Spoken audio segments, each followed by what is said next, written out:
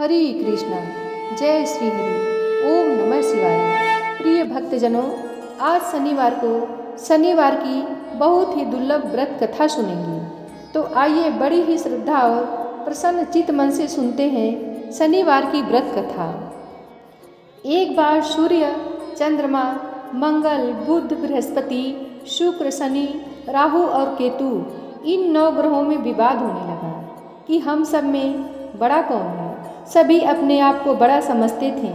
उन लोगों का विवाद काफ़ी बढ़ गया और वह किसी फैसले पर न पहुंच सके तो देवराज इंद्र के पास गए और उनसे निवेदन किया, हे देवराज, आप हमारा न्याय करा के बताएं कि हम 9 ग्रहों में से सबसे बड़ा कौन है। ग्रहों की बात सुनकर इंद्र घबरा गए और बोले, मुझ में इतना सामर्थ्य नहीं है जो मैं किसी को छोटा बड़ा बता सकूं। मैं इस मामले में कुछ नहीं कह सकता। हाँ, मैं एक उपाय अवश्य बताता हूँ। इस समय मृत्यु लोक में विक्रमादित्य का राज है। वह दूसरों के दुखों को दूर करने वाले हैं, इसलिए तुम्हें उनके पास जाना चाहिए। देवराज इंद्र की बात सुनकर सभी ग्रह महाराज विक्रमादित्य के पास गए और सारा किस्सा सुनाया। ग्रहों की बात सुनकर महाराज विक्रमादित्य सोचने लगे कि किसको छोटा बताऊं। काफ़ी देर तक विचार करने के पश्चात उन्होंने एक उपाय सोचा। सोना, चांदी, कांसा, पीतल, रांगा, जस्ता, अभ्रक, लोहा आदि 9 धातुओं के 9 आसन बनवाए और उनको क्रम अनुसार बिछा दिया। सोने का सबसे आगे और लोहे का सबसे पीछे। इसके बाद राजा ने ग्रहों से कहा कि आप अपने आसनों पर बैठ जाइए। जिसका आसन सबसे आगे है उसको सबसे बड़ा और जिसका सबसे पीछे है उसको सबसे छोटा समझिए। क्योंकि लोहे का आसन सबसे पीछे था, इसलिए शनिदेव ने समझ लिया कि राजा ने मुझे सबसे छोटा बता दिया है। उन्होंने कहा, राजा, तू मेरे पराक्रम को नहीं जानता। सूर्य एक राशि पर 1 महीना, चंद्रमा 2.25 दिन, मंगल 1.5 महीना, बृहस्पति 13 महीने, बुध और शुक्र 1-1 महीना तथा राहु और केतु उल्टे चलते हुए केवल 18 महीने केवल एक राशि पर रहते हैं। परंतु मैं एक राशि पर 30 महीने तक रह सकता हूँ। जब श्री रामचंद्र जी पर 7.5 आई थी तो उनको वनवास हो गया और रावण पर आई तो भगवान श्री रामचंद्र जी ने सेना लेकर लंका पर चढ़ाई कर दी और रावण के पूरे कुल का नाश कर दिया। इसलिए राजा, अब तू तनिक सावधान रहना। शनिदेव की बात सुनकर राजा विक्रमादित्य बोला, जो कुछ मेरे भाग्य में लिखा होगा सब देखा जाएगा। इसके पश्चात अन्य ग्रह तो बड़ी प्रसन्नता के साथ और शनिदेव क्रोध से भरकर विक्रमादित्य के दरबार से उठ अपने अपने स्थान को रवाना हो गए। कुछ समय के पश्चात जब महाराज विक्रमादित्य पर 7.5 आई तो शनि ने व्यापारी का रूप धारण करके अनेक तरह से सुंदर घोड़ों के साथ महाराज विक्रमादित्य की राजधानी पहुँचे। राजा ने व्यापारी के पास आकर उन दोनों को देखा और उनमें से एक सुंदर घोड़े को पसंद किया और सवारी के लिए उस पर चढ़ा। बस राजा के उस पर चढ़ने की देरी थी कि वह हवा हो गया और जंगल में राजा को गिराकर अदृश्य हो गया। अब राजा जंगल में मारा मारा फिरने लगा। भूख और प्यास ने भी उसे बेहद सताया। इतने में कहीं से एक ग्वाला निकला।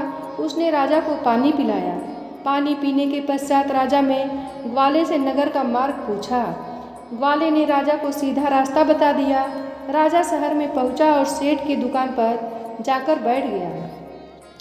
सेठ ने जब उसका नाम ग्राम पूछा तो राजा ने कहा, मेरा नाम बीका है और मैं उज्जैन का रहने वाला हूँ। सेठ ने उसे कुलीन मनुष्य जानकर जल आदि पिलाया। सेठ की दुकान पर उस दिन अधिक बिक्री हुई। इससे सेठ राजा को एक भाग्यवान पुरुष समझकर भोजन के लिए अपने घर को ले गया।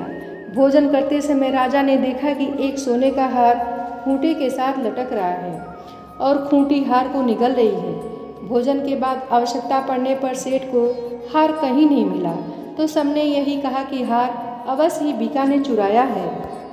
इस पर 5-7 आदमी विक्रमादित्य को पकड़कर कोतवाल के पास ले गए और कोतवाल ने उनको राजा के सामने उपस्थित कर दिया और बोले, महाराज, यह आदमी तो भला प्रतीत होता है और चोर मालूम नहीं होता, लेकिन सेठ का कहना है कि चोरी इसी ने की है, क्योंकि इसके घर में इसके अलावा बाहर का कोई आदमी नहीं आया है।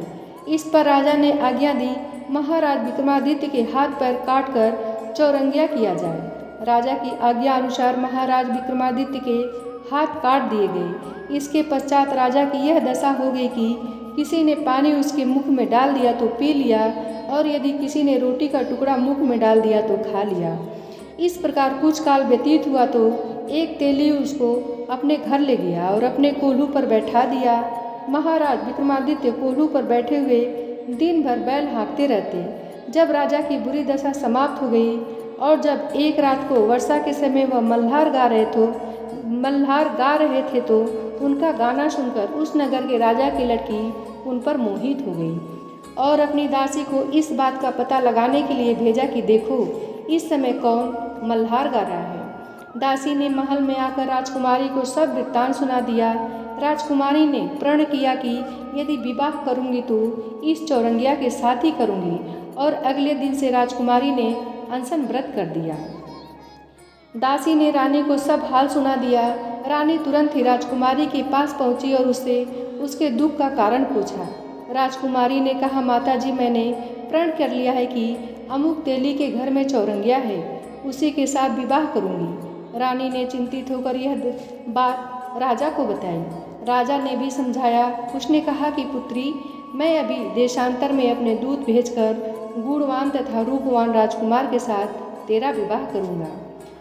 जो बात तुमने सोची है यह तुम जैसी राजकुमारी को शोभा नहीं देती। इस पर राजकुमारी ने कहा, पिताजी, यदि आप इस संबंध में अधिक कुछ कहेंगे तो मैं अपने प्राण त्याग दूंगी, परंतु दूसरा वर नहीं करूंगी। राजा ने उसी समय तेली को बुलाकर कहा कि तेरे घर में चौरंगिया है, मैं उसके साथ अपनी लड़की का विवाह करना चाहता हूँ।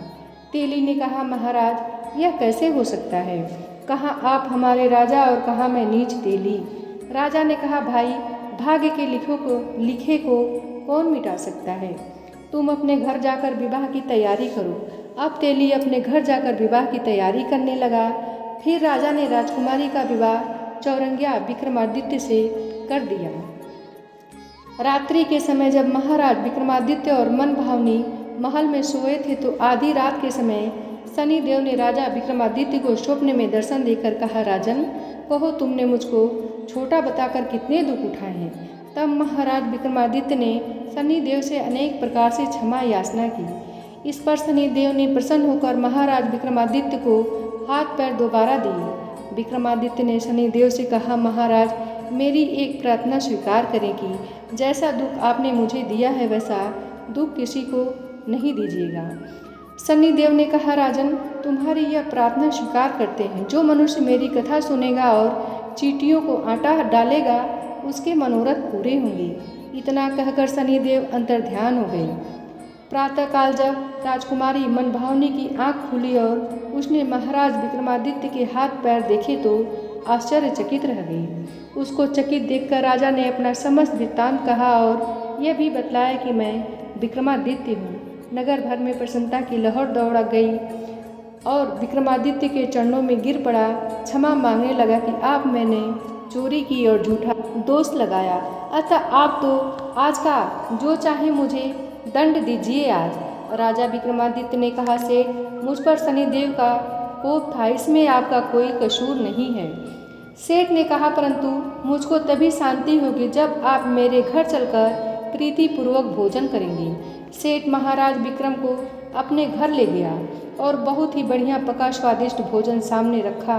जब विक्रमादित्य भोजन कर रहे थे तो उन्होंने एक आश्चर्य की बात सबको दिखाई दी। जो खूंटी पहले हार निगल गई थी अब वह उगल रही थी। महाराज विक्रमादित्य ने कहा, जब मुझ पर शनि की दशा थी तब खूंटी ने हार निगल लिया था, अब शनिदेव की दशा समाप्त हो गई है तो खूंटी ने हार उगल दिया है।